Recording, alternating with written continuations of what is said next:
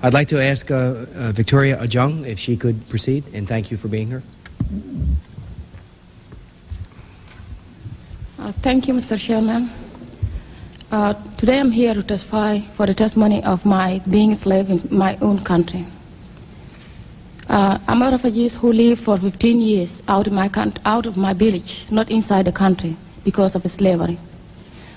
Under one word, they call me Abid. Whoever is skin dark, whether Muslim or Christian, she or he is Abid. It happened in 1983 when the government announced that the oil should be shipped from the southern to the north. The school children went out marching because they were very upset about the policy of the government. The answer of the government was the shooting. Attack the place where I was. Shooting them to death, the civilians with no guns to protect themselves. Because the result was, why would the school children act to marching against the law of the policy that the oil should not be shifted? It didn't stop like that. It continued and continued. It grew and grew. We ran from that village to another village. They follow us. That night it was like the word Allahu Akbar, Allahu Akbar. Praise the Lord, God is great, in Arabic. I went in and ran around in my village area and stayed there. It was still following us. And the most of the time, the target ones, when they come, they grab our little ones, the young children. The young women have to be raped or marry them, have them children, and those children who grab from us, they are going to be trained against us to be Muslims and fight for our own parents. And when they come again, they burn their houses, kill the old people. One of my auntie from my family, she's an old woman, age of 45 years. She was raped repeatedly until she died. And they took her three sons. Two sons and one daughter. Her name is Alwell. I know these children, and I heard from the people who've been in a slave. They are given to different Arab masters whom are owning them. The little young girl, 4 years old, is in a different place. I continue running around the village in different areas. We went and tried to establish the schools and hospitals. It was always the schools and hospitals of innocent poor people are the target of bombing area for the enemy. Always, when they come with riding the horses, come and grab the kids, tie their legs on the horses, riding from southern part, 100 miles to the north. The kids will have wounds on them, the wounds that will never heal. And when you look at them, when the child came back, when they change them, when they buy them back from the slavery, the word that child going to say, she will start crying, and they said, why would we have to suffer for these people? If the word is Islamic, the thing is not about Islamic. They said we are Abid, and we have to be slave forever, ever. This thing continue. For my 15 years old, being running around, I researched and I found a lot of things about this. Wherever we go, we cannot settle. We have to be hunted all over. We have to be.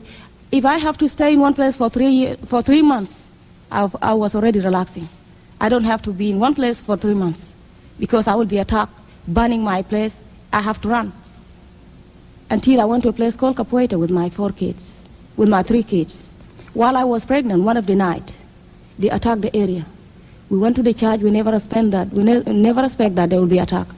And when they attack us, they came with the horses again, the same thing, saying the word Allahu Akbar, praising the God, and shooting us in a few seconds like we were talking here, and I saw the dead. I couldn't believe. The only thing I did, the hands of my children, to Kenya border, 90 days and 90 nights on the street walking. Around the wild animals, mosquitoes, hyenas, so many things, with no food, no suit, naked, with no shoes on me. I have to bundle and sit down with my 3 kids while I'm pregnant 1 month, down on the street. They follow us, the food streets. They have to chase us because we are the one to be used for their salary. They don't have money. You have to catch one so you can be paid. You own it by yourself, you go and sell it. If they got your child or they got a woman, whatever they want to do with it, until I went to Kenya border. And from there, I never forgot the histories that I see.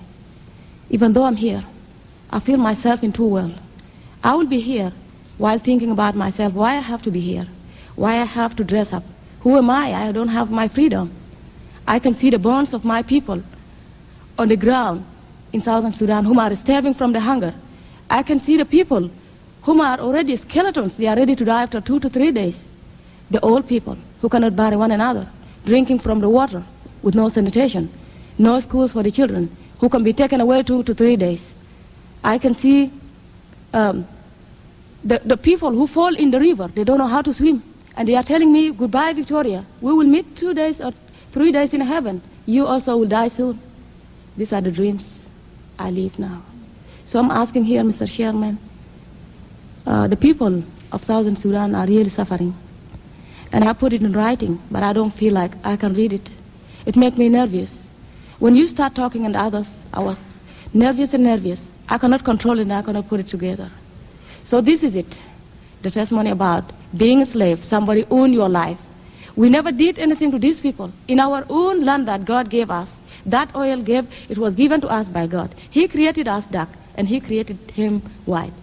Why? What we do? We did nothing for them. We are in our land. We need a freedom. I'm asking for your help, you and your advisors. Thank you, Mr. Chairman. Mr. Ajung, thank you for that very moving testimony and for the courage you have shown with your life and commitment to your children, the 90-day trek. I don't think the people of South Sudan could have a more articulate and more persuasive spokeswoman than you, so thank you very much for bearing witness to your own ordeal, which is replicated by the millions of others who are suffering, and we do thank you.